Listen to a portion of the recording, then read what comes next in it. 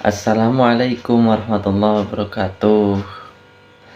Semoga keselamatan serta rahmat Allah senantiasa meliputi kita semua, teman-teman, dan semoga segala tindakan atau amal perbuatan kita mendatangkan barokah kepada kita semua. Jadi segala tindakan itu akan membuat kita semakin bertakwa kepada Allah Subhanahu wa taala, ya, teman-teman ya. Judulnya menggelitik, teman-teman ya. Sudah dibantu malah nyeramahin. Jujur ini adalah sebuah fenomena yang saya alami sendiri ya, teman-teman ya. Bahwa ada hal yang saya ini rasa penuh tanda tanya gitu. Jadi pernah suatu saat saya ini memang dalam kondisi yang perlu dibantu ya oleh seseorang. Nah, saya mengontaklah ke salah seorang adik kelas saya ya di dalam sebuah komunitas. Kali ini saya sebut inisialnya AF ya. Yang kemudian ternyata kok saya malah nyeramahin. Kok saya malah banyak kasih nasihat, kayak berusaha mengoreksi apa-apa sih tindakan yang salah atau keliru yang diberikan oleh seseorang berinisial AF ini ya. Tetapi yang saya pikirkan ulang ini adalah kenapa kok habis dibantu kok malah kasih ceramah banyak sekali. Kalau dari sudut pandang itu terasa sangat geli ya. Tetapi saya akhirnya juga mengambil sudut pandang yang lain, dimana kenapa kok Allah menuntun saya untuk mengontak saudara AF ini. Nah, teman-teman, ternyata saudara AF ini memang orang baik ya, memang orangnya baik. Dan ketika beliau ini ingin memutuskan untuk membantu saya, dia sebenarnya dalam kondisi yang, mohon maaf, terancam PHK, teman-teman.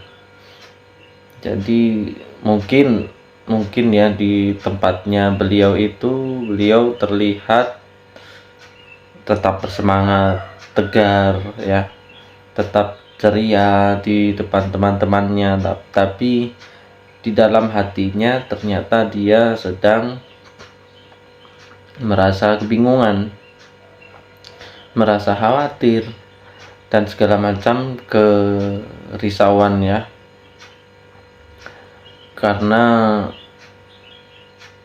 ada yang diakui sendiri ya, dia mengakuinya sendiri bahwa dia beberapa waktu terakhir melakukan kesalahan di dalam karirnya ya.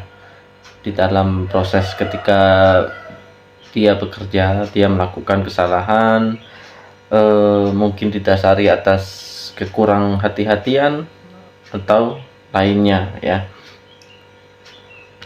Itu saya ketahui ketika beberapa saat sebelum beliau memutuskan untuk membantu saya. Beliau ini memberikan klausa, saya juga sebenarnya lagi tertimpa banyak masalah.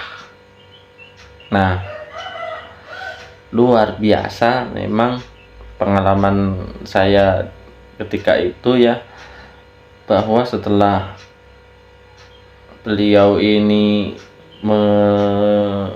menyatakan bahwa terancam PHK segala macam, bahkan beliau itu menuturkan bahwa rasanya tidak enak menunggu yang sesuatu yang hampir pasti bahwa saya kemungkinan besar akan mengalami PHK. Astagfirullahaladzim. Akhirnya saya pun kembali menasehati hal-hal yang berbau kembali menghadap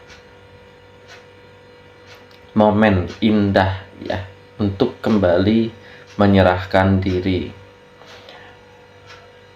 Memang hal-hal yang memberatkan kita teman-teman itu adalah sesuatu yang sebenarnya kalau dari sudut pandang saya adalah sesuatu yang harus disyukuri teman-teman, karena banyak orang ketika sedang asyik ya dengan dunianya sendiri itu lupa akan siapa yang memberikan keduniaan ini ya, padahal sang pencipta ini tidak hanya menuntun atau tidak hanya memerintahkan kita untuk istilahnya ibadah-ibadah ritual ya, seperti sholat, puasa, zakat, tetapi sebenarnya memohon pertolongan pun, berdoa kepadanya pun itu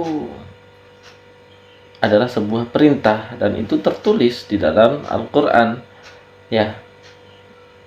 Kalau tidak salah tertulis ud'uni astajib lakum ya. Dan ada juga kan kalimat ayat Al-Quran yang sering saya ucapkan ya, yang berbunyi wasta'inu bis sabri was shalah. Memang doa atau proses memohon pertolongan ini memang kalau menurut tuntunan itu kan ya harus dilakukan dengan sabar dan melalui ritual sholat itu lebih utama. Banyak kisah di mana ada sahabat Nabi yang akhirnya tertangkap musuh ya, akhirnya beliau ini melakukan sholat untuk memohon pertolongan ya, dan ternyata diselamatkan oleh Allah Subhanahu wa Ta'ala. Ada banyak kisahnya.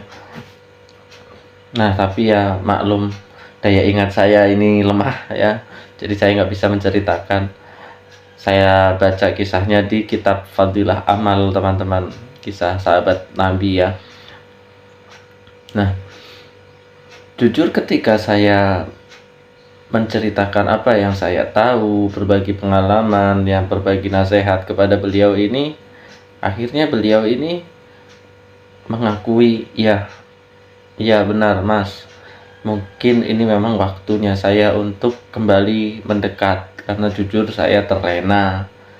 Nah sekaligus disinilah saya paparkan lagi apa yang pernah saya dengar melalui ceramahnya Al-Ustadz Adi Hidayat teman-teman, yaitu di balik makna surah Al-Fatihah, dimana kesimpulan yang saya ambil adalah momen-momen pada setiap rakaat sholat ketika kita membaca surah Al-Fatihah adalah momen pernyataan diri kita bahwa diri kita ini hanya menyembah dan memohon pertolongan kepada Allah Subhanahu wa Ta'ala ya.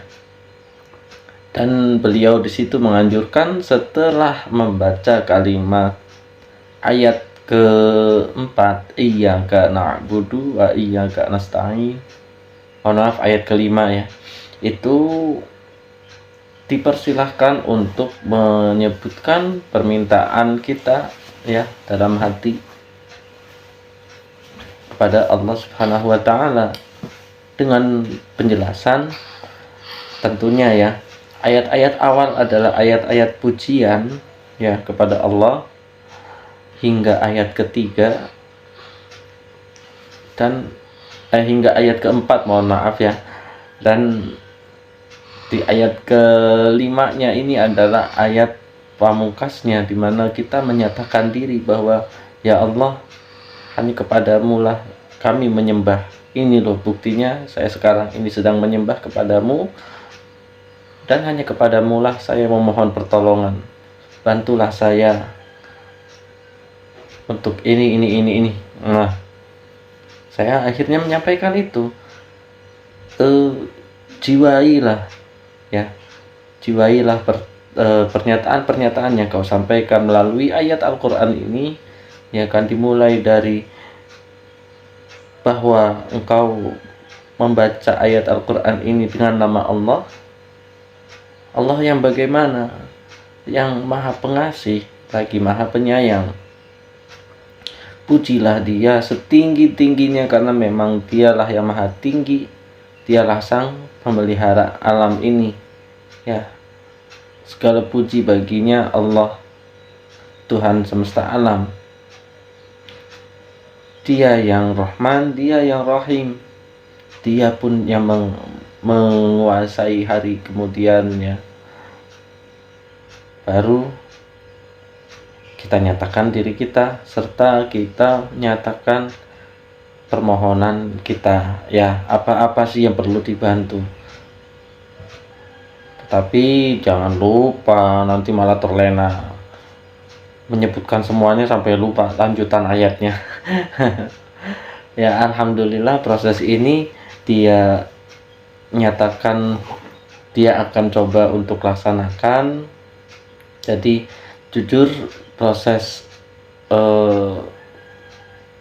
pemberian bantuan ini saya syukuri, bahwa kok ya bisa akhirnya kok saling membantu, saling memberikan nasihat, saling mendatangkan manfaat ya antara kedua insan, yaitu saya dan seseorang adik kelas dengan inisial AF. Jadi hal yang unik Allah sajikan di depan mata saya, ya Allah pertemukan saya dengan adik kelas saya tersebut, momen yang sangat indah. Mudah-mudahan silaturahim ini mendatangkan barokah ya untuk saya dan untuk saudara AF ini. Barokah dalam artian apa-apa yang kita bicarakan ini mendatangkan peningkatan ketakwaan kita berdua, ya AF ya. Salam saya untuk anak dan istrimu, untuk keluargamu. Terima kasih banyak juga saya sampaikan, saya mewakili keluarga saya. Ya, sungguh di luar sana banyak ketika orang sedang mengalami masalah, mereka melupakan kawan lama, melupakan kakak-kakak mereka yang ketemu besar. Kakak ketemu besar ya, karena beliau ini adalah adik kelas saya di kampus ya. Jadi saya hanya kakak ketemu besar. Saudara jauh ya, tetapi beliau mau membantu saya.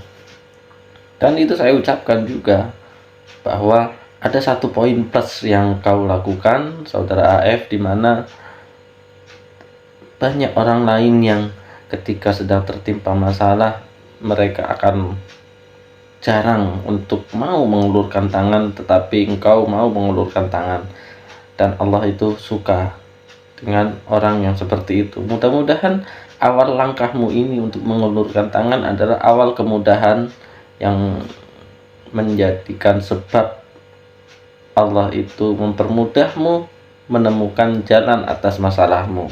Itu saya sampaikan ke beliau, dan beliau mengaminkan ya. Ya itu kembali lagi, mudah-mudahan ini semua mendatangkan berkah untuk kita berdua, untuk keluarga kita berdua, saudara AF. Nah, dan mungkin sudah jelas teman-teman ya, maksudnya ada suatu keunikan yang saya bagikan di sini.